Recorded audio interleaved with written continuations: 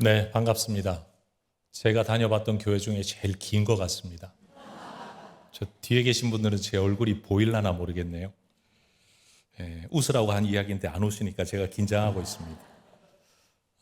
제가 원래 금요일하고 주일은 저희 교회 늘 강단 지키느라고 수요일을 새벽 기도는 부목사님들이 하시지만 금요일에 외부 잘 안 나오는데 특별히 또 이렇게 먼 거리 잘 오지 않는데 제가 소식을 듣고 제 일정표를 다 뒤져봤더니만 저는 이게 설교 어디에서 무슨 설교를 했는지 다 기록을 남겨놓거든요.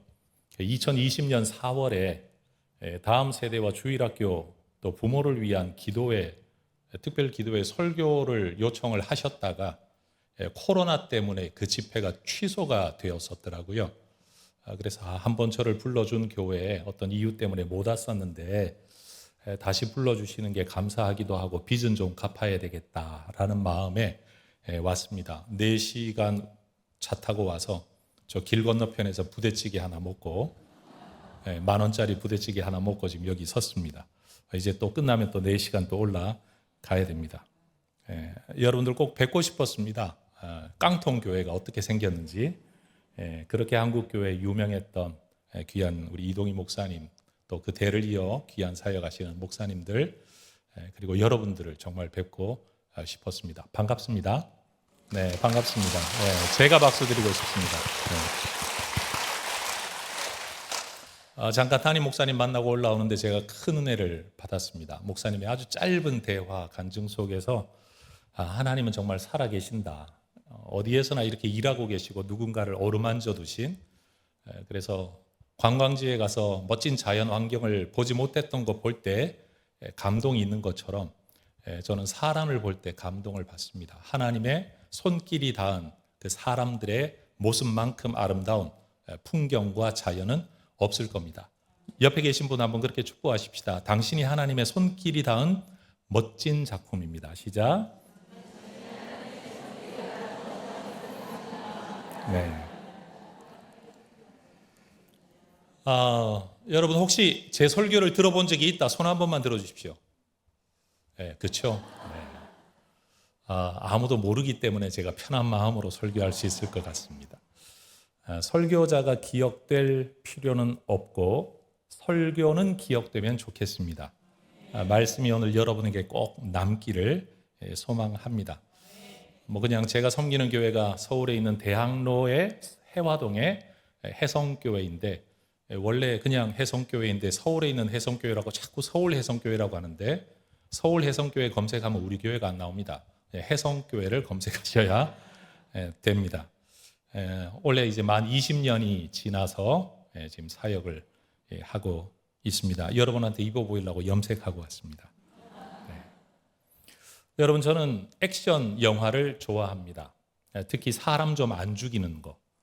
그리고 굉장히 전개가 빨라서 제가 집중하고 몰입하게 만드는 아무래도 목사이다 보니까 생각이 늘 많거든요. 이런 생각을 잠깐 내려놓게 만들 수 있는 몰입도가 있는 그러나 피, 살인 이런 건 좀 적은 그러면서 전 세계를 이렇게 막 다니면서 볼거리도 있는 그러한 스파이 첩보 액션 영화 개인적으로는 즐겨합니다. 굉장히 스피디하니까 굉장히 다양한 볼거리가 있으니까 저를 몰입시키죠. 근데 여러분 사도행전을 읽어도 저는 마치 이런 영화를 보는 것 같습니다. 굉장히 속도감이 있습니다. 흥미로운 내용이 굉장히 많습니다. 오늘 우리가 읽었던 본문이 사도행전 11장인데 앞으로 한두 장만 넘어가 보더라도 여러분 8장을 보면 사도들이 안수하면 막 성령이 임합니다. 성령이 빌립을 통해 기적을 나타내고 성령이 빌립을 이끌어 막 광야로 끌고 나가는 일들 그리고 다른 나라에 있던 대단한 권력자가 예수 믿고 세례를 받게 되는 어마어마한 일들이 예배당 안에서 일어나지 않고 빈 광야에서 이런 일들이 일어납니다. 멋지지 않습니까? 9장에 보면 예수님이 바울 앞에 직접 자신을 나타내시죠. 사울아 사울아 네가 어찌하여 나를 핍박하느냐. 정말로 전무후무한 모습으로 자기를 나타내시는 예수님 그리고 한 사람의 인생이 완전히 뒤집어지는 이때 진짜 뒤집어진다라고 말할 수 있는 거죠. 그런 사울의 이야기가 나옵니다. 중풍병자였던 애니아라는 사람이 낫고 여러분 다비다라는 여인은 죽었다가 부활하기도 합니다. 10장으로 넘어가 보면 하나님께서 기도하는 베드로에게 환상을 보여주시죠. 이방인인 고넬료 집안에 천사를 보내어 말씀하기도 하십니다. 그리고 그들을 만나게 하시고 설교 듣고 기도할 때 성령이 임하는 일들이 계속해서 일어나는 겁니다. 여러분, 이런 일련의 역동적인 성경 이야기들을 막 읽어가다가 보면 저는 딱 두 가지 생각이 들어요. 첫 번째는 하나님 정말 살아계시다. 우리 애들 표현으로 하면 와우, 대박 이라고 말할 만큼 진짜 하나님 살아계신다, 하나님 놀랍다라는 생각과 함께 두 번째 생각이 뭔가 하면 이렇게 역동적인 성령의 역사가 이렇게 많은데 나는 뭐지? 라는 두 번째 괴리감에 대한 절망. 그래서 여러분, 대단한 희열과 대단한 절망 사이를 사도행전을 읽을 때 오락가락하는 겁니다. 여러분, 질문 한번 해볼게요. 제가 설교할 때 질문 잘할 텐데 저는 대답 잘해주는 성도님들이 참 고맙습니다. 대답 잘해 주십시오. 여러분, 간증을 들으면 은혜가 됩니까? 은혜 많이 되세요? 저는 간증을 들으면 은혜가 되는 게 아니고 화가 나더라고요. 저 사람은 저렇게 하나님 역사하셨다는데, 하나님 저렇게 응답하셨다는데, 저렇게 하나님 살아계신데 나는 뭐지? 라는 생각이 자꾸만 들어서 간증 집회를 가면 분명히 은혜가 되는 동시에 돌아올 때는 엄청 화가 나서 돌아오는 제 마음을 제가 많이 겪습니다. 그래서 여러분, 질문 또 한번 드려볼게요. 슬퍼하는 사람들과 함께 슬퍼해 주는 게 쉬울까요? 아니면 기뻐하는 사람, 좋은 일 있는 사람에게 함께 기뻐해 주는 게 쉬울까요? 네, 슬퍼하는 사람한테 슬퍼해 주는 게 훨씬 쉬워요. 애처롭거든, 동정심이 있거든, 안타깝잖아요. 그러니까 여러분 얼마든지 해줄 수 있어요. 근데 잘된 사람 앞에 가서 함께 박수치며 기뻐해 주는 거, 이거 결코 쉽지 않습니다. 그래서 여러분, 진짜 친구는 여러분, 내가 상을 당했을 때 찾아오는 친구가 진짜 친구 아니고요. 내게 정말 좋은 일 있을 때 찾아와서 축하해 주는 사람이 진짜 친구입니다. 자, 옆 사람 한번 째려봅시다. 이 사람이 내가 슬픈 일만 있을 때 올지, 여러분 좋은 일이 있을 때도 와줄지. 여러분, 그거 아세요? 교회 안에서도 누구 집에 어려운 일이 있다더라 라고 하면요, 다들 막 안타까움으로 눈물 흘려가며 기도해줘요. 이게 성도들의 사랑이야. 근데 여러분, 남의 집에 막 은혜가 임하고 기적이 임하고 자식이 잘 되고 사업이 잘 되고, 여러분 그것도 한 번, 두 번이 아니라 계속 잘 되면 여러분 눈물을 교회 와서 흘리죠. 네, 눈물을 교회 와서 흘리죠. 하나님, 그 집사님은, 그 권사님은, 그 장로님은, 근데 나는 뭡니까? 나는 뭡니까? 이게 우리 마음이에요. 목사들도 똑같아요, 여러분. 그래서 여러분, 한동안 목회 세미나를 할 때 저는 목회를 이렇게 합니다, 이렇게 준비했습니다, 저는 이런 철학을 가지고 있습니다, 이런 전략을 가지고 있습니다. 그래서 막 세미나를 하고 다녔는데요, 세미나 후기가 별로 안 좋았어요. 너나 그렇게 해라, 너니까 하지, 너 잘났다. 근데 여러분, 언제부터인가 제 마음속에 이게 아니구나, 내가 뭘 잘못 맞췄다, 초점을 잘못 맞췄다. 그래서 저 이것 때문에 마음 상했어요, 이것 때문에 힘들어요, 우리 장로님 꼴도 보기 싫어요, 우리 교인들이 미워 죽겠어요, 그러면서 막 이거 너무 힘든데 이거 이겨내는 게 너무 힘들어요. 목회 세미나 가서 이런 이야기 하잖아요. 그럼 끝나고 나면 엄청 찾아와가지고요, 위로받았다 그러고 힘을 얻었다 그러고. 여러분, 잘 되는 이야기, 성공한 이야기, 나 전략 이야기, 연구한 이야기 할 때는 시큰둥했던 분들이 아픈 이야기를 자꾸 하니까 여러분 오히려 더 좋아하시더라고요. 제가 그래서 이해가 돼요. 너무 잘생긴 사람은 밉상이에요. 좀 웬만큼 못생겨야 공감이 돼. 예. 자, 그러면서 옆에 분 인사하십시다. 당신은 저의 위로입니다.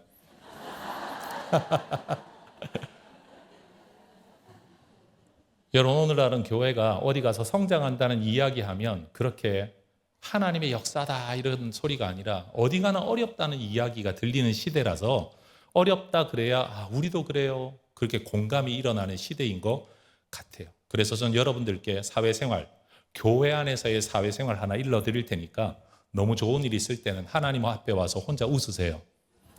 그래, 너무 자랑하지 마세요. 살살 대충 감사한 일이 좀 있어요, 이렇게만 지나가시는 게 교회 생활 잘하는 겁니다. 잘하는 겁니다. 너무 자랑하지 마세요, 여러분.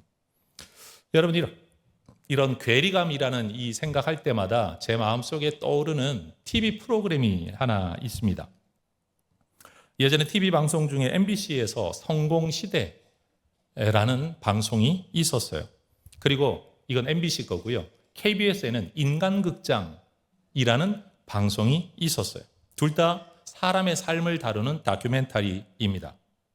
둘 다 어떤 개인인 이 살아온 어떤 삶의 이야기를 들려준다라는 점에서는 이게 공통점이 있는데 차이가 있어요.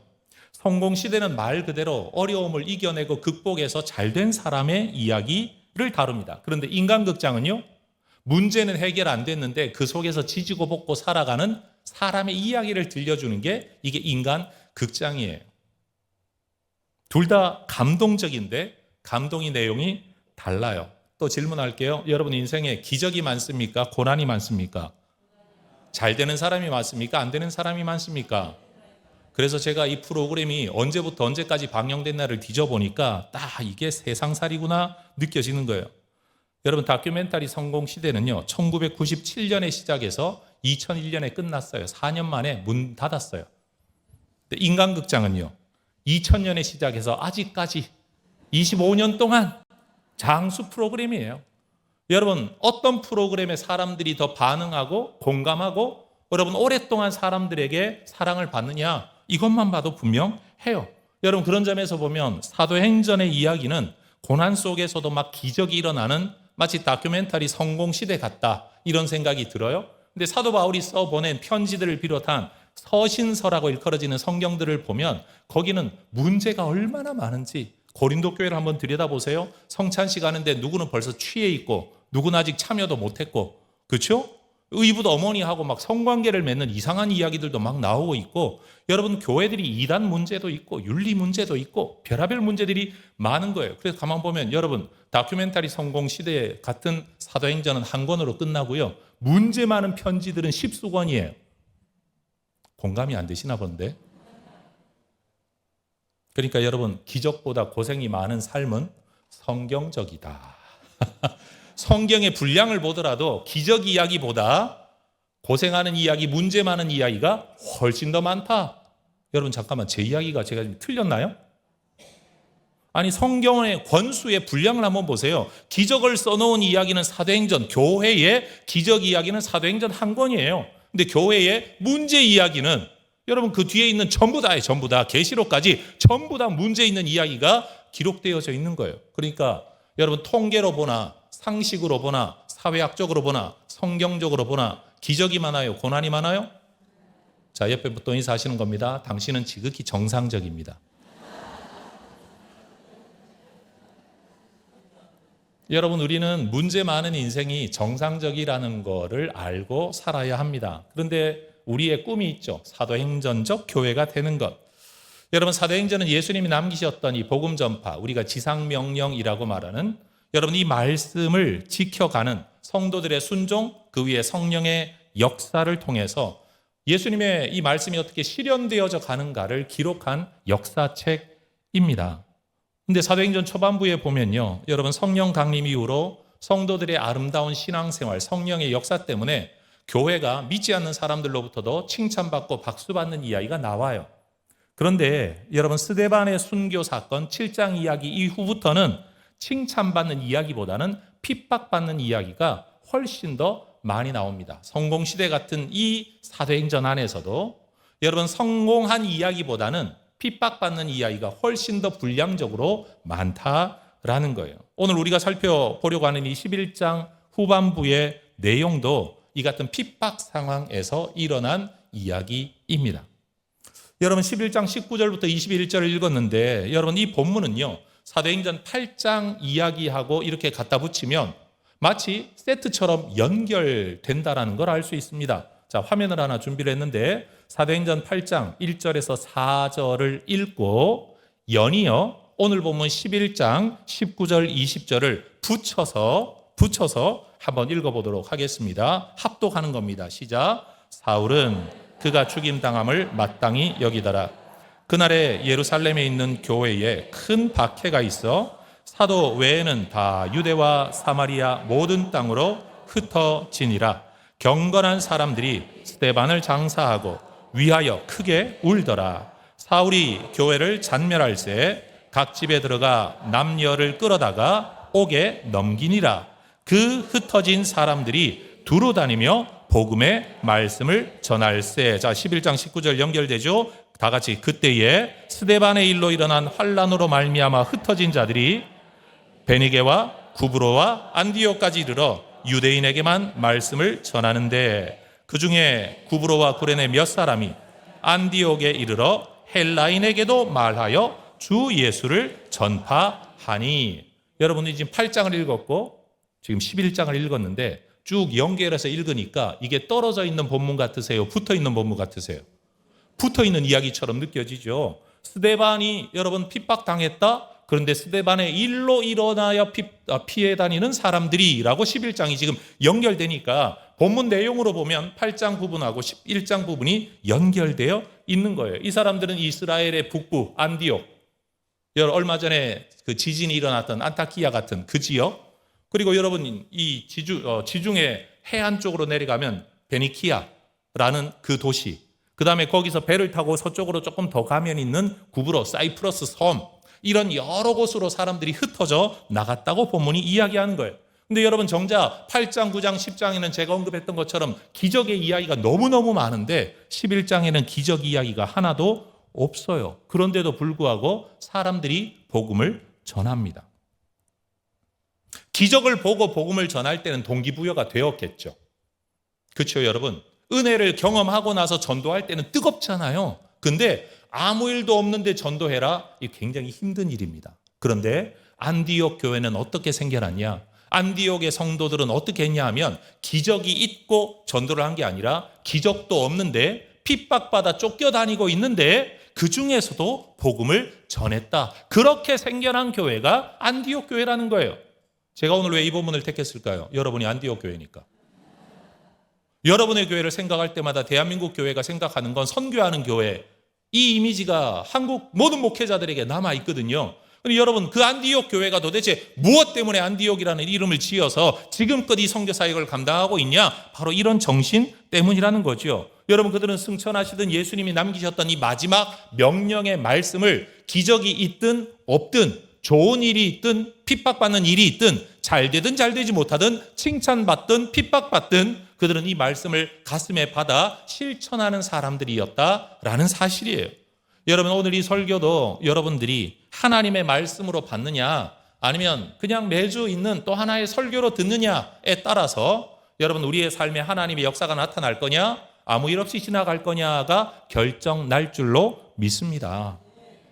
여러분 오늘 이 설교가 하나님께서 주시는 메시지로 받아들이실 수 있기를 축복합니다. 많은 그리스도인들이 구체적인 하나님의 뜻을 알고 싶어요. 나를 향한 하나님 뜻 뭐지? 내가 기도하는 문제에 하나님 응답이 뭐지? 이거 알고 싶어 하는데 여러분 이건 틀린 건 아닌데 보편적으로 이미 알려져 있는 하나님의 뜻에 대해서는 자꾸만 무시하려고 하는 경향이 있는 것 같아요. 질문하겠습니다. 여러분 가장 지성과 정서에 급격한 변화가 일어나는 때가 청소년 시기거든요. 그래서 오죽하면 질풍노도의 시기라고 말을 하겠습니까? 여러분 그때는 생각이 너무 많고 감정의 기복도 굉장히 심해요. 여러분 생각나는 게 많고 질문이 많고 꿈도 많고 하고 싶은 일도 많고 여러분 연애도 해야 되고 뭐 별의별 일에 관심이 많이 생겨요. 근데 부모님들은 항상 쓸데없는 생각하지 말고 뭐 해라? 공부해라. 이게 보통 부모님들이 하시는 말씀이에요. 근데 이걸 우리가 아이들한테만 할 이유가 없는 게 우리도 마찬가지라는 거예요. 우리는 여기에 관심이 있고 저기 욕망이 생기고 저기에 꿈이 생기고 기도 제목이 생기고 하고 싶은 소원이 생기고 때로는 시험에 유혹을 받고 별의별 것들이 내 삶을 굉장히 복잡하게 만들 때 하나님 말씀은 너에게 이미 주어진 하나님의 뜻이 있다. 네가 모르는 하나님의 뜻을 가지고 씨름하지 말고 알고 있는 하나님의 뜻에 순종하느냐 이 질문을 주님이 하신다는 거예요. 여러분 우리에게 이 지혜가 있기를 소망합니다. 모르는 하나님의 뜻을 찾아 헤매면서 시간, 에너지 소비하지 말고 알고 있는 하나님의 뜻에 순종하는 거 사실은 그게 지혜로운 사람이죠. 왜냐하면 우리 인생에는 기적이 많아요? 고난이 많아요? 고난이 많잖아요. 마찬가지예요. 우리 인생에 기적이 많을까요? 순종이 많아야 할까요? 순종이 더 많아야 돼요. 이게 당연한 거예요. 근데 오늘 본문 19절은 매우 독특한 표현으로 시작을 하죠. 따라하십시다. 그때에. 다시요. 그때에. 19장을 시작하면서 그때에 라고 이야기를 하는데 도대체 죄송합니다. 11장을 시작하면서 이 그때는 도대체 무슨 때냐 하면 사도행전 10장의 이야기예요. 베드로가 고넬료에 관한 문제로 여러분 이방인의 집에 찾아가고 그들과 교제하고 여러분 그들에게 세례를 베풀고 돌아왔을 때 여러분 예루살렘 교회, 유대인 중심의 교회가 너 이방인들하고 교제하는 게 맞아? 틀렸어? 이런 문제로 막 논란을 겪고 있을 그때에라는 겁니다. 여러분 사도행전 2장과 4장에서 보면 입적 벌어지는 기적의 이야기, 세상이 막 박수치며 환호하는 이야기, 예루살렘 교회 이야기가 등장합니다. 그런데 그들이 내부의 문제로, 율법의 문제로, 문화의 문제로, 자기들의 전통의 문제로 자기들끼리 막 토론하고 있을 때, 골몰하고 있을 때, 오늘 우리 교회로 따지면, 우리들의 교회로 따지면 여러분 우리가 교회 안에 있는 문제 때문에 누군가 직분자가 되냐 안 되냐, 주일학교 사역을 누가 할 거냐 말 거냐, 봉사자가 누구냐, 목자가 누가 될 거냐, 아니면 교회 시설은 어떻게 할 거냐, 건물을 어떻게 할 거냐, 교회 안에 있는 문제로 우리가 다 골몰해서 이것 때문에 막 신경 쓰고 있을 때 이름 없는 어떤 성도들 몇 명이 저 길거리로 나가 전도를 했는데 기적도 없는데 직분도 있는 게 아닌데 무슨 사명이 있었던 것도 아닌데 그 말씀에 순종할 때 그들을 통해 영혼 구원의 역사가 일어나더라는 거예요. 하지 말아야 할 일을 하고 있는 건 아니에요. 여러분 예루살렘 교회가 지금 하지 말아야 할 일을 하고 있는 게 아니에요. 이 속에서도 성령의 역사가 있었고 하나님의 역사가 있었어요. 하나님의 인도하심이 있었어요. 그들이 혼란스러웠던 유대적 전통과 예수로 말미암은 복음의 구원, 이 두 가지 사이에서 그들은 거쳐야 될 신학적 발전 과정을 거치고 있었어요. 이거 성령의 역사가 맞죠? 그러나 영혼 구원, 생명 구원의 역사는 어디에서 일어나고 있었느냐? 교회 밖에서 오히려 일어나고 있었다는 거예요. 근데 교회 안이냐 밖이냐가 중요한 게 아니라 복음을 전하는 자리에서 일어나고 있었다라는 거예요. 여러분 하나님의 역사 그리고 하나님의 전통을 자랑하는 예루살렘 교회가 아니라 오히려 이름도 없는 안디옥의 몇몇 성도들을 통해서 지금 하나님의 역사, 구원 역사, 복음 전파의 역사가 일어나고 있는 겁니다. 여러분 그들은 무슨 장기적인 복음 전도 마스터 플랜을 갖고 있었던 거 아니고요. 어느 교회로부터 파송받아가지고 사명을 가지고 있었던, 직분을 가지고 있었던 것도 전혀 아니에요. 그냥 주어진 말씀에 할 수 있는 것 그냥 순종한 것뿐입니다.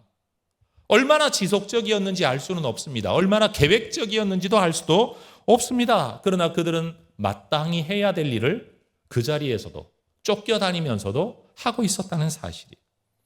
여러분 교회 역사를 살펴보면 인간의 비의도성 속에서 하나님의 의도가 이루어진 일이 너무너무 많습니다. 직분은 일하라고 직분이 주어지는데 여러분 직분을 가지고 일하다가 보면 해야 될 일을 하느라고 골몰해서 여력이 없을 때가 있죠. 남는 에너지가 없을 때가 있죠.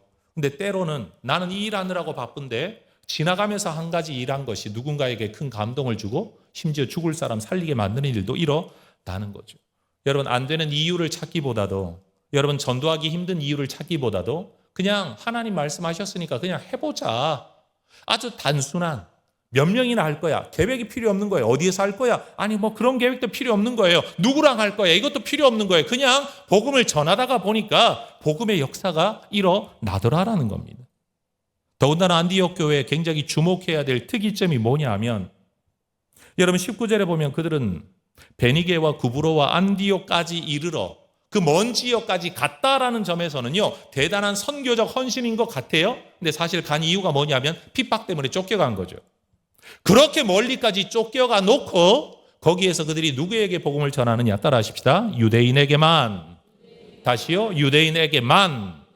복음을 전하는데 유대인에게만 전하는 거예요. 말이 통하고 민족적, 문화적 소통이 가능한 누구에게만 복음을 전하는데 20절에 보면 구브로와 구레네 몇 사람이 많은 사람도 아니에요. 몇 사람이 안디옥에 이르러 안디옥이라는 동네까지 와서 따라 하십시다. 헬라인에게도 다시요. 헬라인에게도 뭔가를 말했대요. 뭘? 주 예수를 전파했다라는 거예요. 이게 오늘 제 설교의 제목이죠. 다시 한번 따라 하십시다. 유대인에게만 헬라인에게도 여러분 그래야 되는 줄 알지만 한 번도 해보지 않았던 일을 한다는 거, 가보지 않았던 일을 한다는 거, 간다는 거 어려운 일입니다. 근데 여러분 삶의 자기도 모르는 경계에서 누가 경계를 지어준 것도 아니고 이렇게 하면 안 된다고 말한 것도 아닌데 내가 늘 다니는 하다못해 동네 강아지도요 다니는 길만 다녀요. 우리의 삶도 그래요. 자기의 삶의 패턴이 늘 그곳에서 만나는 사람들 만나고 사는 거, 하던 일 하고 사는 거, 그게 우리가 편안하죠. 그게 우리의 인간의 습성이에요. 근데 그것을 넘어서는 사람들을 통해 하나님이 역사하시더라라는 겁니다. 자, 따라하십시다. 예배만 드리지 말고 봉사도 합시다. 다시요. 봉사만 하지 말고 전도도 합시다. 한 번 더요. 아는 사람에게만 전도하지 말고 모르는 사람에게도 전도해 봅시다. 한 번 더요. 아는 사람만 초청하지 말고 모르는 사람에게도 초청해 봅시다. 저는 개인적으로 설교하기를 굉장히 좋아하는 사람입니다.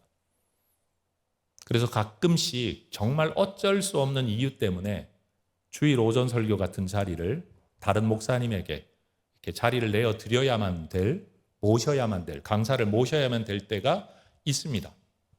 그때 우리 성도님들이 저를 위로한답시고 하시는 말씀이 뭐냐면, 아유 목사님 오늘 설교 안 하셔서 좋으시겠어요. 쉬셔서 좋으시겠어요. 라는 인사를 하는 겁니다. 근데 지금은 우리 교인들이 그런 인사를 저에게 안 합니다. 왜냐하면 제가 그럴 때마다 정세 가거든요. 집사님, 제가 지금 설교 안 해서 좋아 보이세요? 화가 나 보이세요? 저는 목사로 사는 이유는 말씀을 전하기 위함이고 성경을 가르치기 위함인데, 여러분 내가 설교할 수 있는 자리를 남에게 내주는 게 화가 나는 사람이에요. 설교 안 하면 좋고 즐겁고 와 오늘은 쉰다 이게 아니고 내가 해야 될 상을 빼앗기는 느낌이에요. 자, 질문에 또 보겠습니다. 여러분 설교 한 번이라도 할 때 성령의 역사를 경험할까요? 안 할 때 성령의 역사를 경험할까요? 그렇죠. 하나님의 말씀을 전할 때 내가 성령의 쓰임을 받는 겁니까? 집에 앉아 잠자고 있을 때 성령의 쓰임을 받는 겁니까? 왜 대답을 안 하시지? 이 뒤에 무슨 이야기가 나올까 봐 겁나서 그러시는 거죠 지금. 저는요 하나님께 쓰임 받는 것이 즐겁습니다. 어차피 시간은 흘러가게 되어 있고 언젠가는 죽게 되어 있고 언젠가는 내가 하고 싶어도 안 시켜줄 때가 반드시 올 텐데, 여기 연세 드신 분들 교회를 위해 일하고 싶은데 아무도 안 시켜주죠? 그죠? 여기 직분 계신 분들 꼭 기억하십시오. 언젠가는 하고 싶어도 안 시켜줄 때가 옵니다. 여러분 하라고 일 시킬 때가 행복한 줄 알고 열심히 하시기를 축복합니다. 우리 원로 목사님들이 늘 하시는 말씀이 있어요. 현역일 때가 좋아. 현역일 때가 좋아. 아무도 안 불러줘. 아무도 안 불러줘. 부러워 그러십니다. 저는 진짜 그런 것 같아요. 그래서 저는 설교하는 기회가 너무 좋습니다. 왜냐하면 이렇게라도 한번 해야 나는 모르지만 이 가운데 누군가에게 성령이 일하려고 하실 때 제 설교를 통해 일하시는, 천국 가면 전 하나님께서 장부를 다 기록해 놓으셨을 것 같아요. 야, 2025년 9월 19일 금요일 정명원 네가 가서 설교했을 때 내가 이 영혼에게 내가 이렇게 일을 했었다. 그 사람은 네 이름도 모른다. 그런데 설교를 통해 그 사람의 영혼을 내가 어루만졌다. 네 말을 통해, 네 입을 통해, 네 설교를 통해 내가 어루만졌다. 그럼 하나님께서 맨입에 야 했으니까 됐어 끝났어 그러실까요? 상을 주실까요? 전 상 주실 거라고 믿습니다. 저는 상급을 믿는 하나님 사람입니다. 여러분 그러면 일을 해야 될까요? 안 해야 될까요? 해야죠. 일을 해야죠. 하나님 기뻐하는 일을 해야 되고 하나님께 쓰임받는 일을 해야죠. 여러분 영국의 케임브리지 대학교를 다니면서 크리켓이라는 스포츠 선수로 이름을 날렸던 찰스 토마스 스터드, C.T. 스터드라고 알려져 있는 이 선교사님, 이분은 무디 목사님의 설교를 통해 회심하게 되었대요. 그리고 나중에는요 허드슨 테일러와 함께 중국 선교를 떠난 케임브리지 7인, 케임브리지 대학에서 7명이 허드슨 테일러와 함께 선교를 떠난, 그래서 이들의 별명이 케임브리지 7인이라고 불려지는 그 중에 한 분이 바로 이 C.T. 스터드라는 분이에요. 여러분 그분이 남겼던 유명한 말들이 있어요. 몇 개를 설명해 드려볼게요. 예수 그리스도가 하나님이시며 나를 위해 죽으셨다면 그분을 위한 나의 어떤 희생도 결코 크다고 할 수 없다. 인생은 한 번뿐이고 그것은 곧 지나가고 말 것이나 그리스도를 위해 한 일은 영원할 것이다. 어떤 사람들은 교회의 음악 소리와 예배당 종소리에 머물기를 원한다. 그러나 나는 지옥들에서 구조 작업을 하고 싶다. 여러분, 우리는 어떻게든 시간을 살아갑니다. 인생을 살아갑니다.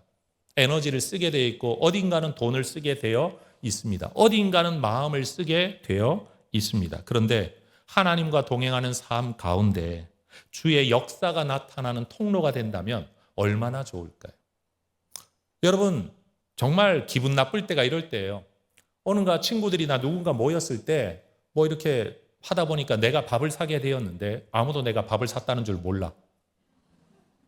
이럴 때 우리는 전문 용어로 헛돈 썼다라고 말을 하죠.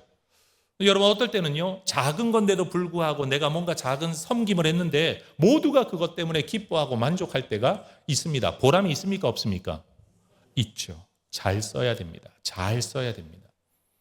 여러분, 한번 상상해 보세요. 여러분이 지금 중병에 걸렸어요. 가족 중에 누군가가 중병에 걸렸어요. 수술을 해야 돼요. 엄청나게 긴 기간 입원을 해야 돼요. 돈 쓸 거예요? 안 쓸 거예요? 써요? 안 써요? 이분들 못된 분이네. 저 뒤에는 아예 돈 안 쓸라 봐. 대답을 아예 안 하시네. 여러분, 가족들 중에 누군가가 중병에 걸리면 당연히 낫게 하기 위해 돈을 쓰게 되어 있죠. 그리고 병간호하기 위해 시간을 쓰게 되어 있겠죠. 그게 모든 삶의 우선순위가 되겠죠. 친구 만나는 거, 놀러 가는 거, 여행 가는 거, 여러분 다 뒤로 미루겠죠. 그렇죠, 여러분. 그러고는 꿈꾸고 기도하는 제목이 뭘까요? 건강하게 회복되게 하옵소서. 실컷 기도하는 제목이 뭐냐? 여기 들어오기 이전 단계로 돌아가는 거. 그것을 위해서도 시간과 돈을 써요.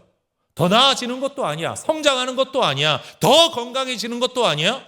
병원 들어오기 이전 단계로 돌아갈 수 있도록 기도하고 돈 쓰고 시간 쓰고 에너지 쓰고 다 쓴단 말이에요. 우리는 그렇게 해. 그럼 지금 안 쓰고 있으면 이게 은혜 아닙니까, 여러분?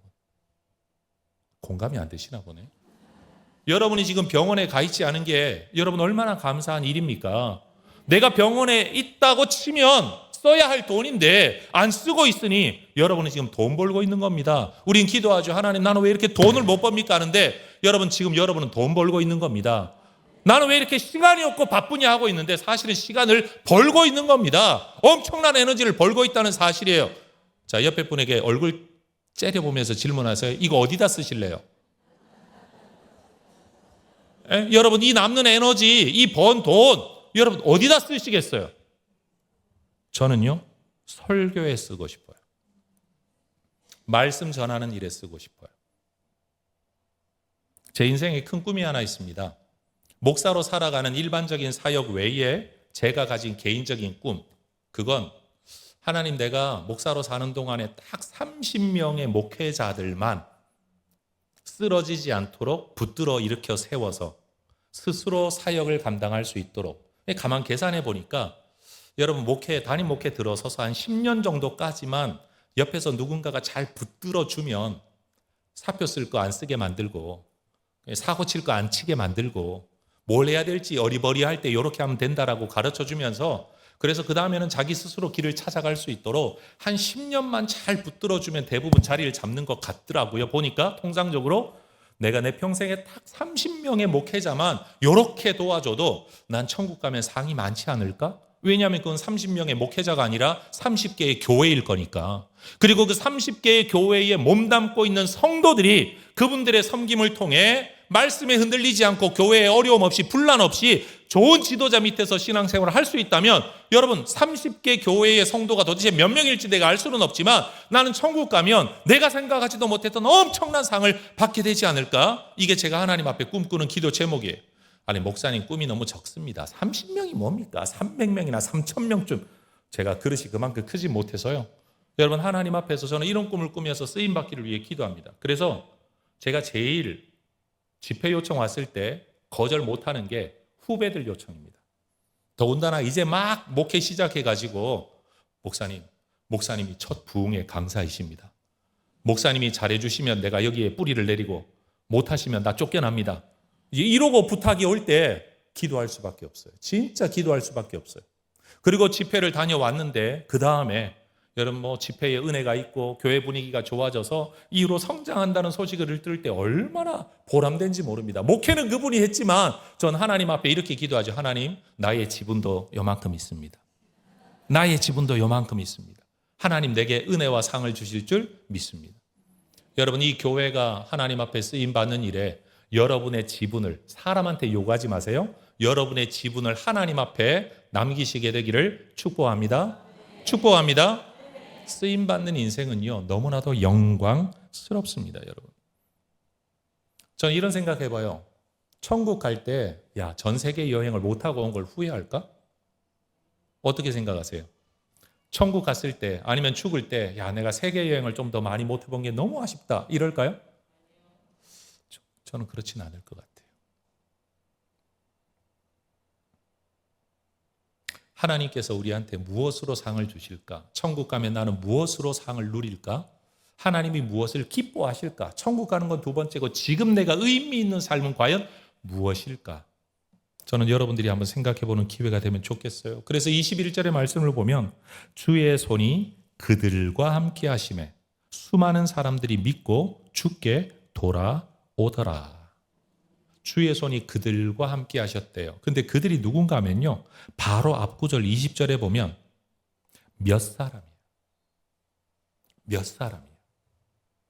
그 몇 사람이 헬라인에게도 복음을 전했는데 주의 손이 그들과 함께 하심에 몇 사람이 복음을 전했는데 수많은 사람들이 믿고 주께 돌아왔대요. 어마어마한 전도 사역이 일어난 거죠. 여러분, 안디옥 사건에서는요, 에티오피아 내시에게 빌립을 이끌어간 성령의 초자연적인 역사, 그런 기록 없습니다. 바울에게 자신을 나타내셨던 예수님의 말씀, 강렬한 빛, 이런 거 전혀 기록 없습니다. 베드로가 죽은 사람을 살렸던 이야기도 여기에 없습니다. 기도했더니만, 안수했더니만 성령이 임했더라. 여러분, 안디옥 교회에 이런 이야기 하나도 없습니다. 그런데 수많은 사람들이 믿고 주께 돌아왔답니다. 자, 지금부터 제가 드리는 설교 문장 꼭 기억하십시오.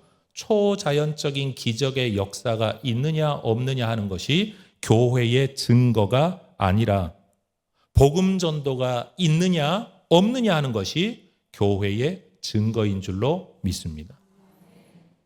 저도 사도행전을 열망합니다. 그래서 우리 교회 목회 표어 가운데 하나가 쭉쭉쭉 하고 뒤에 제 마지막이 사도행전적 교회가 되는 걸 저도 꿈꿉니다. 이 사도행전적 교회의 모델은 두 개입니다. 하나는 사도행전 2장과 4장에 나오는 예루살렘 교회의 모습, 또 하나는 사도행전 11장과 13장에 나오는 안디옥 교회의 이 모습. 지지고 볶고 싸우고 문제 있는 그런 교회 말고요, 요 예루살렘 교회 두 가지 이야기, 안디옥 교회 요 두 가지 이야기, 이런 모습으로 우리가 살아가는 게 우리 교회가 꿈꾸는 바다, 지향하는 바다, 우리는 그런 교회가 되기를 원한다. 성도들에게 날마다 이야기하고 설교하고 목회 철학 강의하고 비전방 강의하고 저는 그렇게 합니다. 그런데 중요한 건 뭐냐? 기적이 있으면 있어서 복음을 전하지만 기적이 없어도 복음을 전했다는 사실. 그래서 안디옥 교회가 훨씬 더 위대한 겁니다. 예루살렘 교회는 좀 내부 지향적이었죠. 우리끼리 잘 사는 교회였죠. 근데 안디옥 교회는요, 외부 지향적이었죠. 지도자를 파송하고 끊임없이 선교를 후원했던 아름다운 교회인 겁니다. 그러니 여러분, 기적이 있느냐 없느냐가 과연 교회의 증거이냐? 아니다. 복음 전도가 있느냐 없느냐가 교회의 증거이다. 여러분, 하나님은 기적이라는 방법을 통해서 예루살렘 교회의 복음 확장을 이루셨습니다. 사마리아의 복음 확장을 빌립을 통해 이루셨습니다. 온 유대와 사마리아와 땅끝까지 복음 증거되는 일에 어떨 때는 기적을 통해 역사하셨습니다. 그런데 안디옥 교회에서는요, 기적이 나타나지 않습니다. 그럼에도 복음의 확장과 구원의 사역을 이루어 가셨습니다. 그럼 질문할 수 있는 거죠. 기적이 있어야만 복음이 전파되는 거냐? 그렇지 않다. 있으면 있어 좋고 없어도 이 일이 가능하다. 기적이 없다고 예수 안 믿는 거 아니고, 기적이 없다고 교회 성장 안 되는 거 아니고, 기적이 없다고 사람들이 주께로 돌아오지 않는 게 아니다. 기적이 있으면 좋겠지만, 나는 그걸 원하지만 없어도 이런 일이 일어났다는 것을 우리는 성경을 통해 보게 되는 겁니다. 여러분, 하나님은 기적이라는 방법을 사용하지 않고서도 영혼 구원의 목적을 이루실 수 있는 분이십니다. 그러나 전도에 순종하지 않는 교회를 통해서는 영혼 구원의 역사가 일어나지 않습니다. 제가 우리 교인들한테 항상 자주 하는 이야기가 이런 게 하나 있습니다. 여러분, 제가 지금 여기서 설교를 하고 있는데 지금 제 옆에 천사가 서 있는데 혹시 안 보이세요? 안 보이세요? 보여야 됩니다. 예. 구원 얻을 후사들을 섬기라고 천사들을 수종자로 하나님이 보내셨다고 성경은 분명히 이야기하고 있습니다. 근데 제가 혼자 상상을 해봐요. 옆에 있는 천사가, 이 사람은, 이 존재는 태어난 것도 없고 죽은 것도 없잖아요. 그렇죠? 죽었다가 태어나고, 여러분 성관계를 통해 천사가 결혼해서 천사가 낳고 이런 거 아니잖아요. 예수님 분명히 말씀하셨잖아요. 하늘에 있는 천사들은 결혼도 없고 생략도 없고 이런 거 없다. 다시 말해 피조물은 피조물인데 처음 피조된 그때로부터 지금껏 존재하고 있어요. 그러면 여러분 여기 있는 천사가 모세를 봤을까요? 안 봤을까요? 제가 지금 이렇게 설교하면 혹시 이 교회에서 뭐 이상합니까? 신학적으로 혹시 못 받아들이시나요? 네, 뭐 어차피 저는 오늘 설교하면 다시 안 올 거니까 네, 저는 그렇게 믿어요. 여러분 다시 질문할게요. 이 천사가 아브라함을 못 봤을까요? 모세를 못 봤을까요? 다윗을 못 봤을까요? 전 다 봤을 거라고 생각을 해요. 그러면 제가 지금 이런 이야기를 하고 있을 때 여러분 바울의 이야기, 베드로의 이야기, 사도행전의 이야기를 봤을까요? 안 봤을까요? 저는 봤을 거라고 생각을 해요. 그런 천사가 내가 설교하는 걸 지켜보면서 이런 생각을 하지 않을까라고 저는 혼자 생각하는 거예요. 내가 하면 더 잘할 수 있는데. 아니 너는 못 본 걸 성경만 보고 이야기하잖아. 난 내 눈으로 직접 봤다니까 실감나게 나는 이야기할 수 있는데 천사가 그런 생각을 할 것만 같아요. 근데 하나님이 천사에게 이걸 시킵니까? 안 시킵니까? 안 시켜요.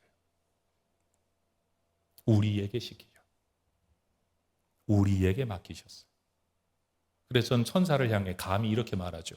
그래 아는 건 네가 많이 알고 하는 것도 네가 잘할 수 있는데 중요한 건 하나님이 그걸 너한테 안 시키고 나한테 시켰다는 거야. 나한테 시켰다는 거야. 이게 얼마나 영광입니까? 이게 얼마나 특권입니까? 여러분 한번 생각해 보세요.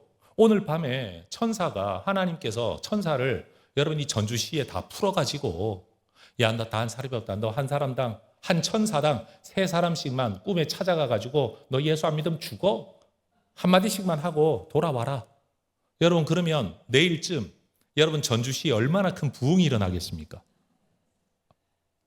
잠깐만 이런 상상 안 해보셨나요? 저는 늘 생각하는 거예요. 아니 하늘에 있는 천사들 야, 나 예수님 말씀하시기를 내가 지금 이렇게 잡혀가는 거 이게 너희들이 불쌍해 보이냐? 내가 원하기만 하면 하늘에 12군단 더 되는 천사가 나를 돕지 못할 줄 아느냐? 예수님이 그렇게 말씀하셨잖아요. 그럼 여러분 동원할 수 있는 군대가 몇 명인지 단인지는 모르지만 12군단이라고 일컬어질 수 있는 천사들의 어떤 무리가 분명히 존재한다는 거 아니에요. 하나님이 그런 천사들을 보내서 그냥 성시와 운동 본부를 차리고 오늘은 여기 전주, 내일은 익산, 광주 돌면서 여러분 딴 것도 필요 없잖아요. 그냥 나타나가지고 야, 나 천사야. 너 안 믿을래? 죽을래? 꿈에 나타나서 너 죽을래? 여러분 이렇게만 하면 얼마나 많은 사람들이 주께로 돌아오겠느냐는 말이에요. 근데 질문, 하나님이 그렇게 하세요? 안 하세요? 안 하세요. 그걸 누구한테 맡기셨어요? 여러분에게 맡기셨어요. 여러분 그런 거 있잖아요. 내가 더 잘났고 더 못난 놈이 있는데 못난 놈이 대표 선수가 되면 여러분 잘난 사람은 기분이 좋아요? 안 좋아요? 잘나보지 않아서 잘 모르세요? 나보다 못난 놈이 나보다 더 잘되고 더 많은 자리에 기회를 얻는 거 별로 그렇게 기쁜 일은 아니에요, 여러분. 근데 여러분 저는 이게 은혜다. 이게 은혜다. 내가 뭘 안다고, 뭘 얼마나 내가 안다고 나한테 이 마이크를 맡기셔서 이 많은 성도들 앞에 하나님의 말씀을 전하라고 하나님이 나를 세우셨다? 그래서 제가 이야기하는 거예요. 설교를 쉬는 게 기쁘거나 해피한 게 아니라 설교를 하는 게 저한테는 기쁨이고 특권인 거예요. 따라하십시다. 전도는 부담이 아니라 특권입니다. 여러분 그렇게 믿으시기를 축복합니다. 여러분 하나님께서 더 좋은, 더 잘난, 더 똑똑한, 더 능력 있는 누군가에게 이런 일을 맡기지 않고 나에게 맡기셨다. 나에게 맡기셨다. 내가 봐도 내가 잘 못해. 그런데도 하나님이 나한테 또 맡기시네? 이건 내가 잘난 게 아니라 은혜인 거죠. 은혜. 여러분 전도가 뭡니까? 전도가. 도를 전하는 게 전도 아닙니까? 맞죠, 여러분? 한자 모르세요? 제가 아까 말씀드렸잖아요. 대답을 잘해주는 게 목사를 돕는 거라고. 목사님 힘드시겠어요, 설교할 때. 반응을 잘해줘야 뭐가 이게 주고받는 게 있어야지. 다시요. 전도는 도를 전하는 게 전도입니다. 그럼 그 사람이 교회에 오고 안 오는 게 전도입니까? 아닙니까? 그건 전도 아니에요. 그건 사람을 이끌어 도로 데리고 오는 거, 인도하는 거예요, 인도. 전도와 인도는 달라요, 여러분. 인도 되냐 안 되냐는 건요, 성령이 역사하시고 그 사람 마음이 결정하는 일이야. 근데 하나님은 우리한테 뭘 맡기셨는가 하면 인도해라라고 말하지 않고 전도하라고 말씀을 하시는 거예요. 전해라, 그냥 전해라. 결과는 그 사람한테 맡기고 성령에게 맡기고 전해라. 여러분, 서울역에서 저와 대학 동기인데 이 전주 출신인 5살 많은 지금 현직 볼리비아 선교사님이 계세요. 대학 동기인데 이분이 고향 갔다 오면서 서울역을 이렇게 늘 지나칠 때마다 명호야, 기숙사 들어와서 이 말하는 거예요. 나 오늘 정말 재밌는 거 봤다. 뭘 보셨는데요? 그랬더니만 야, 서울역에서 누가 이 전도지를 돌리는데 야, 우리 같으면 전도지를 예수 믿으세요, 예수 믿으세요, 아주 부드럽고 웃는 얼굴로 이렇게 전할 거 아니냐. 그래야죠. 그랬더니만 야, 전혀 이상한 사람이 있어. 그 사람은 전도지를 들고 앉아있는 사람한테 가서 야, 어이, 여보 읽어봐. 좋은 거야? 완전히 무슨 깡패처럼. 근데 사람들이 주눅 들어가지고 두 손으로 이걸 받더라는 거예요. 두 손 전부 다 받더라는 거예요.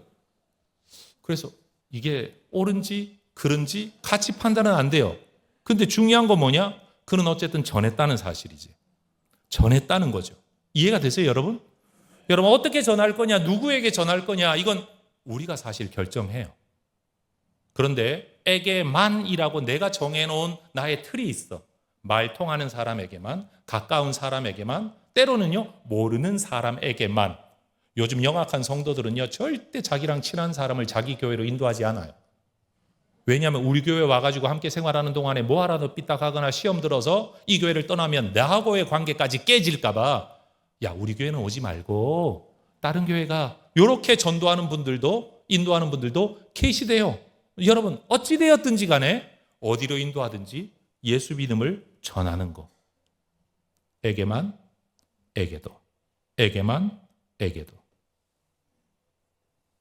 하나님은 역사를 통해서, 정통성을 통해서, 능력을 통해서, 기적을 통해서, 이름을 통해서, 직분을 통해서가 아니라 여러분, 복음 전파에 순종하는 사람을 통해서 일하시더라라는 겁니다.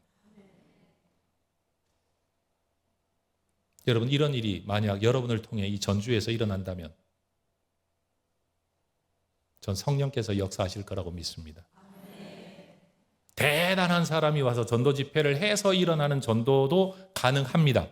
빌리 그레이엄 같은 목사님을 통해서 대한민국의 엄청난 복음 전도의 붐을 일으키셨던 것도 성령의 역사가 맞습니다. 근데 베드로가 설교할 때 3,000명, 5,000명이 일어났던 것, 그런 일도 가능합니다. 그러나 안디옥 교회는 이름 없는 몇 사람이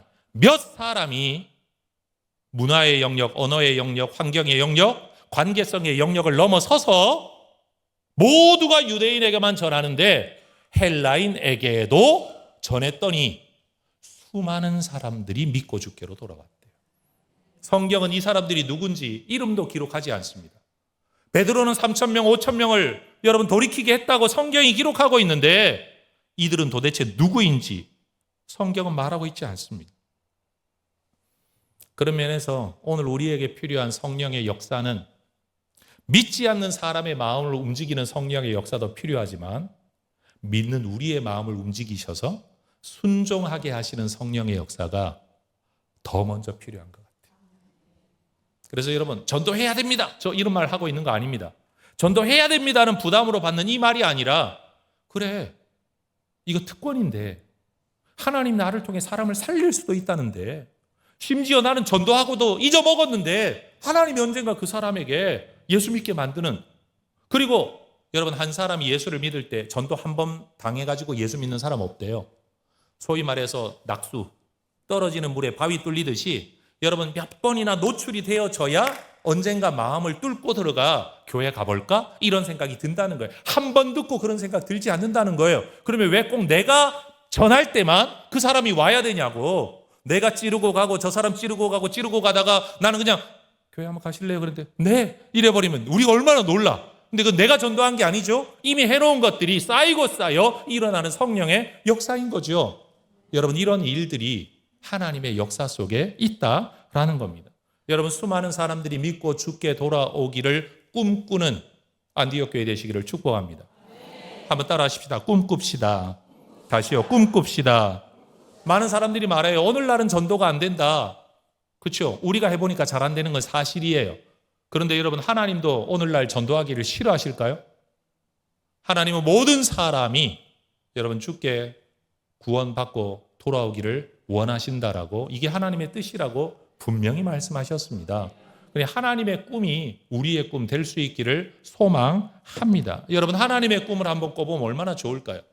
저도 꿈이 있어요. 무슨 꿈이 있냐? 내 마음을 헤아리고 나와 함께 일해줄 수 있는 사람 몇몇 사람만 있어도 인생 진짜 한번 꽃필 것 같은데 여러분 중국이라는 공산당화 되는데 딱 세 사람이 마음 묶어서 여러분 중국이 공산당화 되었다라고 하잖아요. 마음 맞는 세 사람만 있으면 세상도 바꾼다라고 말을 하지 않습니까? 그렇게 같은 꿈을 꾸는 사람이 있으면 뭐라도 하겠다 이런 생각 들 때 여러분 이 교회 안에도 모든 사람은 아니겠지만 내가 그 한 사람 되겠다. 목사님과 같은 꿈을 꾸겠다. 하나님과 같은 꿈을 꾸겠다. 여러분 이런 마음 가지면 얼마나 좋을까? 여러분 한번 생각해 보세요. 하나님께서 역사하시를 잘하지 않는다. 오늘날 기적도 잘 일어나지 않는다. 교회봉도 일어나지 않는다. 교회가 보니까 전부 다 망조다. 이런 마음을 가지고 제가 여기 서서 설교를 하면서 여러분 교회는 더 이상 소망이 없습니다.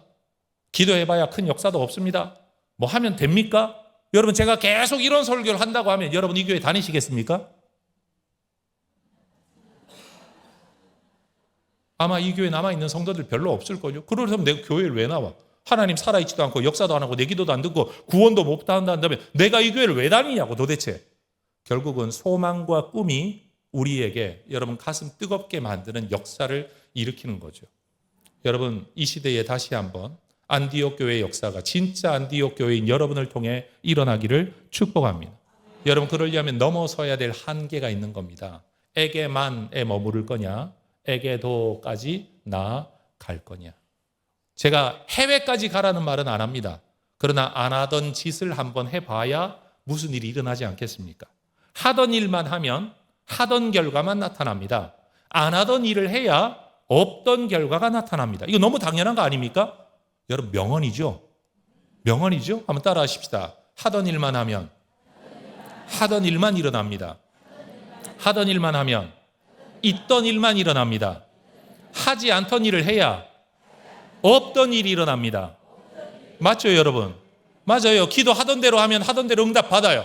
그런데 하지 않던 대로 기도를 해야 이전보다 더 하든지 더 간절히 하든지 더 부르짖든지 꿇어 엎드리든지 무슨 짓을 하든지 하나님 앞에 자기의 간절함을 더 표현할 때 여러분 이전에 없던 응답이 올 것 아닙니까? 금식하는 이유가 그런 거 아닙니까? 평상시에 하는 기도 그 기도도 응답받고 살았지만 너무 시급해서 너무 하나님의 역사가 필요해서 내가 삶의 에너지 자원을 다 끊어버리고 삶의 소망을 하나님께 두겠다. 여러분 금식하고 달려들 때 여러분 비상기도에 하나님이 비상응답 하시는 거 아닙니까?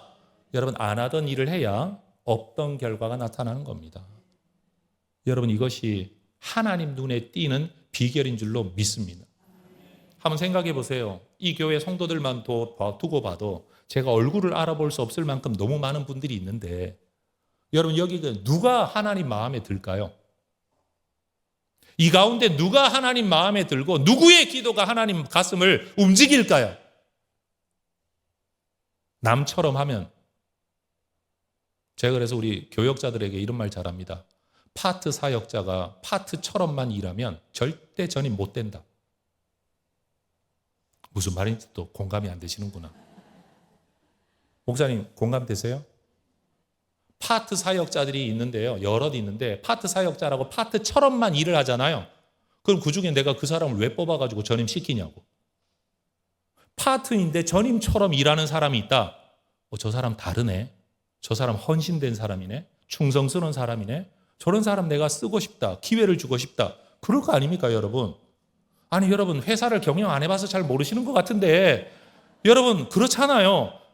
피고용인의 입장에서는 날마다 뭐 열정페이 어쩌고 저쩌고 별의별 이야기를 다 하고 시간을 착취한다 뭐 워라밸 따지고 보통 이야기를 별의별 이야기를 다 하지만 한번 생각해 보세요. 그럼 피고용인의 입장에서 내 거 다 따지고 준 만큼만 일해 라고 이야기하는 게 굉장히 공정한 것 같긴 하지만 그런 사람에게 그 다음 기회가 주어질 가능성이 높을까요? 낮을까요?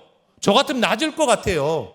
운동선수가 운동을 하는데 여러분 한 그 팀끼리 하는 공동체 연습만 딱 하고 쉬러 들어가고 날마다 휴대폰 보고 앉아있고 TV 보고 앉아있고 데이트하러 돌아다니고 여러분 그런 선수에게 감독이 기회를 줄까요? 아니면 전체 운동 다 했는데 남아서 자기 개인 훈련을 또 하는 사람한테 기회를 줄까요? 뭐 말이 길어가지고 대답이 힘드시겠지만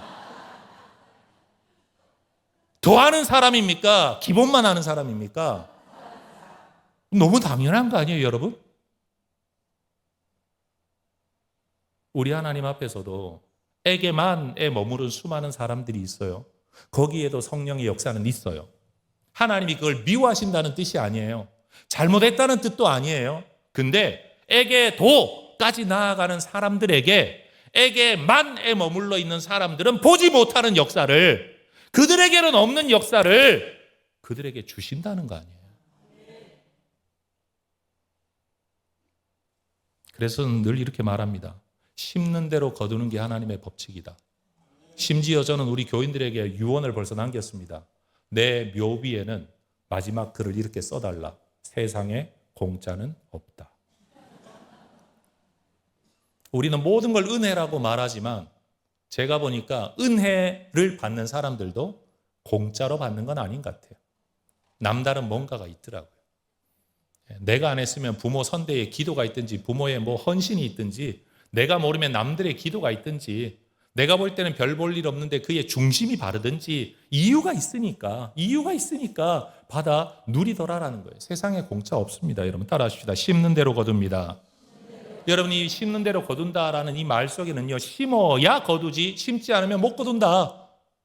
아니 전도를 해야 전도가 될지 안 될지 알지 전도도 안 하는 사람한테 전도 안 된다는 말 너무 당연하잖아요. 심지 않았는데 못 거두는 거 너무 당연한 거 아닙니까? 심는 대로 거둔다는 말은 심어야 거둔다는 말이고요. 심은 것을 거둡니다. 내가 어디에 시간을 썼느냐 에너지를 썼느냐에 따라 거기에 대한 결과가 생겨나는 거예요. 하다못해 스포츠를 많이 본 사람들이 스포츠에 대한 지식을 가지게 되는 거고 책을 많이 본 사람들이 여러분 어문학적인 최소한의 문해력이라든지 뭔가가 말의 능력이 생겨나는 거지 읽지 않은 사람이 어떻게 글을 잘 쓰고 읽지 않는 사람이 어떻게 말을 잘하고 이런 일이 어떻게 생겨나느냐는 거예요. 심어야 거두는 것처럼 심은 것을 거두는 거예요. 심은 만큼 거두는 양의 결정, 심은 데서 거두는 자리의 결정 이 모든 것들이에요. 그래서 여러분 동호회 가가지고 열심히 시간 내고 돈 내고 에너지를 써서 막 동호회를 열심히 하는 분들은 거기 가면 인정받죠. 그렇죠? 당연히. 왜? 그 사람 없으면 모임이 안 되니까. 교회에서는요. 교회를 위해 시간 내고 돈 내고 열정 쏟는 사람들이 인정받는 거 당연한 거 아닙니까? 그렇죠? 그런 거예요, 여러분. 그래서 교회는요. 유능한 세상에 돈과 권력을 가진 사람이 일꾼이 되는 게 아니고 교회를 위해 일하기를 즐거워하는 사람이 교회 일꾼이 되는 겁니다. 그런 거예요, 여러분. 전 우리가 넘어서야 될 이 한계, 딱 한 걸음의 한계, 에게만에 머무를 거냐, 에게도까지 나아갈 거냐. 여러분, 저도 고향이 지방이거든요. 그런데 중학교 2학년 때 성경 읽고 목사 되기로 마음을 먹고, 여러분, 나는 목사가 되면 어떻게 되지? 근데 저 어려서부터 태권도를 오랫동안 했는데 여러분 운동을 하다 보니까 인사를 해도 어떻게 하는가 하면 학교 선생님한테도 왜냐하면 운동하는 사람들은 절대 시야를 뺏기면 안 되잖아요. 땅 쳐다보고 하면 무슨 일이 일어날지 모르니까 그럼 선생님이 너는 눈이 그렇게 못돼가지고 어떻게 목사를 하냐. 나 못된 게 아닌데 나도 모르게 이렇게 배어있는 습관인 거예요. 그 말씀을 듣고 난 뒤에 내가 눈매가 부드럽지 않구나. 내가 사람들한테 편안함을 주는 사람이 아니구나. 긴장하게 만드는 사람이로구나. 여러분 고등학생 때 아무것도 모르는 제가요. 그냥 아침에 학교 갈 때 웃으면서 한 번씩 웃어봤어요. 이렇게 웃으면서. 대학을 들어갔는데 아까 말했던 그분 전주 출신의 그 5살 많은 대학 동기 지금 선교사님 그분이 명호야 제 평생에 안 들어본 이야기를 하는 거예요. 저는 사실은 입이 크다라고 어릴 때부터 생각해가지고 입은 게 컴플렉스였거든요.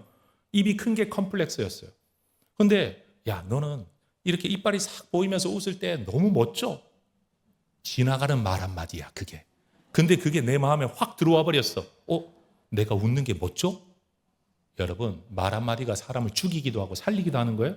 그 다음부터 내가 웃으면서 이빨 보이면서 웃기는, 이빨이 아니지, 치아를 보이면서 웃기를 연습하기 시작했어요.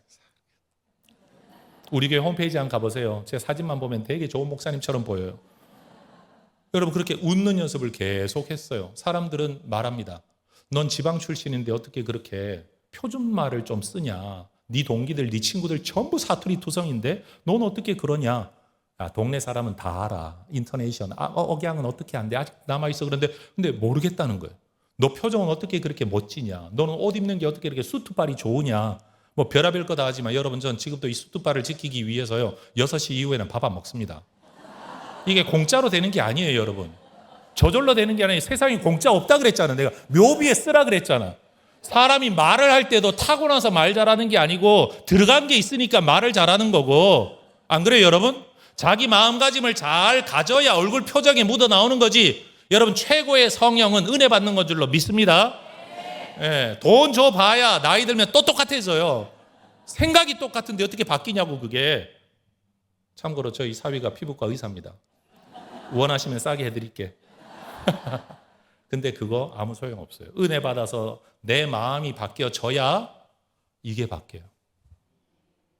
말씀이 내 안에 들어와야 꿈이 달라져요. 그렇죠, 여러분? 하나님에 대한 꿈을 꿔야 기도가 달라져요. 그리고 기도가 달라져야 기적이 일어나요. 그런데 가만히 앉아서 한 걸음도 움직이기 싫어해. 난 살던 대로 살기를 원해. 바뀌길 원치 않아. 목사님, 지금 설교로 나를 바꿔놓으려고 하지 마세요. 제가 들었던 최악담은, 우리 교인들에게 들었던 악담은, 저는 목사님의 말투도 마음에 안 들어요. 목사님의 설교 투가 너무 설득적이에요. 나를 막 이기려고 들는 것 같고, 나를 설득하려고 하고 꺾어 놓으려고 하는 것 같아서 저는 목사님의 말투도 싫어요. 그러더라고. 뭐 어쩌라고. 아니, 그럼 성경 믿게 만들려고 말하는 사람이지 한번 믿어보실래요? 이렇게 설교할 수는 없잖아요. 별의별 성도들이 많아요. 여러분, 은혜 받기를 원하십니까? 그러면 은혜 받을 짓을 하십시오. 제가 늘 그렇게 말합니다. 은혜를 받으려면 은혜 받을 자리에서 은혜 받을 짓을 해야 된다. 복을 받으려면 복 받을 자리에서 복 받을 짓을 해야 된다.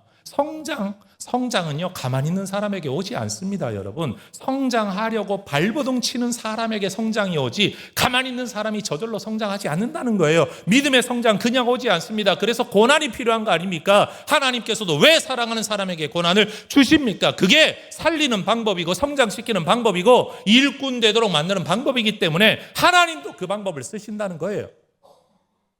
여러분, 이 안디옥 교회의 이야기가 저는 여러분의 이야기가 될 수 있기를 소망합니다.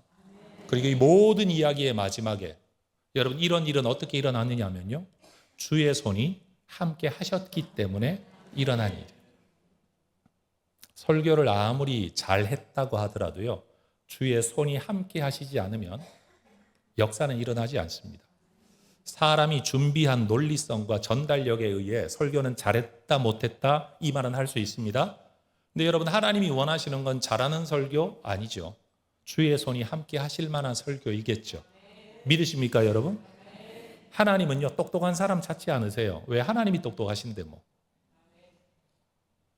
원래 머리가 나쁜 리더가요, 자기 머리를 커버하기 위해 똑똑한 사람 찾는 거예요. 똑똑한 사람은요, 똑똑한 사람 필요 없어요. 내 머리도 다 할 수 있으니까. 오히려 내 말을 잘 듣는 사람이 필요하죠. 여러분, 공감 되십니까, 여러분? 우리 하나님께 능력이 다 있어요. 지혜가 거기 다 있어요. 자원이 거기 다 있어요. 하나님이 누구를 찾으시겠어요? 그렇죠. 하나님은 순종하는 사람 찾는 거예요. 순종하는 사람. 주의 손이 그들과 함께 하심에. 저는 제 인생에 이런 꿈을 꿉니다. 제가 간증 하나를 하고 설교를 마치겠습니다. 여러분, 저는 대학부터 신학을 전공한 총신을 입학해서, 총신, 그쪽 교단입니다. 총신을 입학해가지고 목사 되기로 마음 먹었는데, 뭐 가정에서 그렇게 믿는 집안에서 자라난 게 아니라 우리 목사님 너무 부럽더라고. 막 4대 5대 이러니까 막 기가 죽어버렸어요. 난 당대인데 당대. 이제 은혜 받아가지고 이제 목사 되기로 마음 먹고 뭐 집에서 지지받지 못하는 길을 가다 보니까 학비도 걱정, 늘 기도 제목, 먹고 사는 것도 기도 제목, 학기마다 기숙사 등록금도 기도 제목. 그래서 정말로 밥을 못 먹고 굶고. 근데 학교 뒷산에 기도굴이 있었어요. 기도굴. 딱 블럭을 가지고 이렇게 지어놓은 기도굴. 불법 건물, 불법 건축물. 문은 못 달아요. 불법이니까. 그냥 막 겨울이나 이런 데 너무 추워요. 그냥 블럭 그냥 쌓아놓고 구멍 하나 양쪽에 뚫어놓고 그냥 공기 통하게 만들어 놓은 블럭 기도굴. 근데 기도굴인데 이름은 얼마나 거창한지 호렙산, 시내산, 갈멜산 뭐 성경에서 뭐 하나님이 역사하셨다는 이름은 다 갖다 붙여놨는데 그냥 처량하기 이를 데 없는 그 블럭. 근데 여러분 저는 거기에 들어가 기도하기를 좋아했어요. 그리고 가서 맨날 순회했어요. 순회. 7개가 있었는데 7개의 기도굴을 순회하면서 하나님 내게도 불을 주시옵소서. 내게도 모세처럼 하나님을 대면하게 하시옵소서. 뭐 이러면서 늘 기도를 하는데 그때가 대학 3학년이었어요. 제가 이 사건을 정확하게 기억해요. 대학 3학년, 신학과 3학년 학생 11월쯤 이제 겨울에 들어서기 직전 오후였어요. 햇살은 따뜻했어요. 그날은 별로 춥진 않았지만 싹 쌀쌀한 그러나 햇살이 따뜻한 점심을 굶었어요. 그때는 지금처럼 다이어트가 아니었어요. 진짜로 굶었어요. 그리고 기도를 하고 있었어요. 그리고 제가 대학 1학년 때부터 계속 했던 기도 중에 하나는 이겁니다. 하나님, 내가 이 시대 최고의 설교자가 되게 해 주옵소서. 난 그게 맞는 말인 줄 알았어요. 맞는 기도인 줄 알았어요. 어른들이 늘 그렇게 말하니까 주의 종이 되라, 세계적인 주의 종이 되라 뭐 이러니까 그게 맞는 줄 알고 그냥 뭣도 모르고 이 시대 최고의 설교자가 되게 해 주십시오 뭐 이렇게 기도하다가 내가 잠들었어요. 여러분 기도하다가 잠들 수도 있습니다. 졸 수도 있습니다. 굽버 이렇게 졸고 있는데 어느 날 갑자기 제 안에서 이게 하나님께서 제게 은혜를 주시는 하나의 방법인데 학생 때부터 그랬었는데 이전에 한 번도 생각해 보지 않았던 생각 또는 질문을 내 안에서 떠오르게 하실 때가 있어요.